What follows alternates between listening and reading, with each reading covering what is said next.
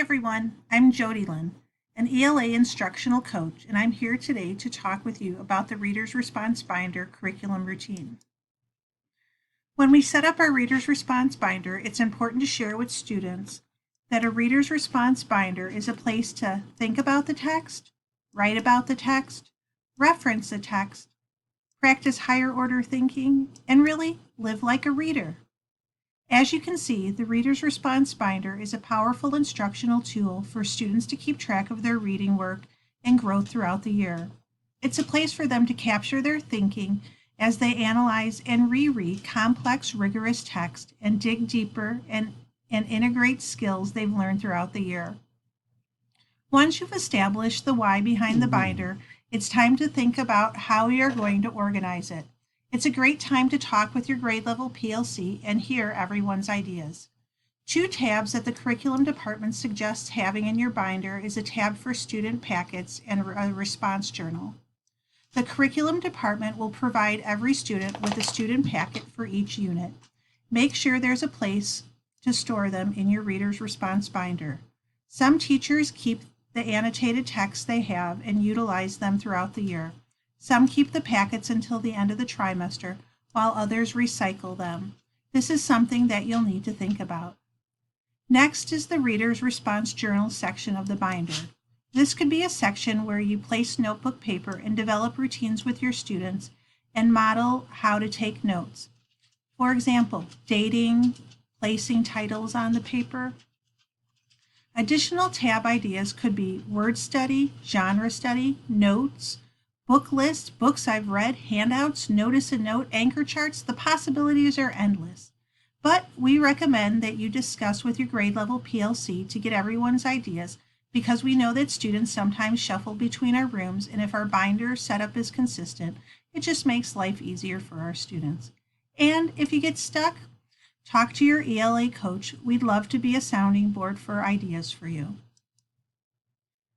Some things to keep in mind as you set up your binder this year is the difference between a Reader's Response Binder and a writer's notebook. A Reader's Response Binder is for making predictions about the text, making connections, responding to something they've read in a text. A Reader's Response Binder is not about grading all the student work. The goal of the binder should be to give feedback and focus on critical thinking throughout the text. On the other hand, a writer's notebook is for brainstorming ideas, a place for creativity, rough drafts of writing, and even applying mini lesson skills. A writer's notebook is not about grading every piece of writing, but the goal again is to give feedback and improve student writing. Now that you have an idea of the overview and the why behind the Reader's Response Binder, I'm going to walk you through the checklist and task that accompanies this video. Thanks for opening up the checklist. One thing we want you to do is to first find out where your tabs and binders are being stored in your building and if they've been purchased. We suggest grabbing enough for your classes and bringing them to your room right away. Don't forget to talk with your grade level PLC and see if you're going to all use your own tabs or have autonomy. Remember, the two must-have tabs are a place for your packet and your Reader's Response Journal. But you have 3 more tabs to fill, so here are some possible ideas. Remember, you can also change the tabs throughout the year at the end of a unit or at the end of a trimester. It's really up to you. Some things to consider is you need to decide as a team if students will carry their binder or if they'll store them in your room.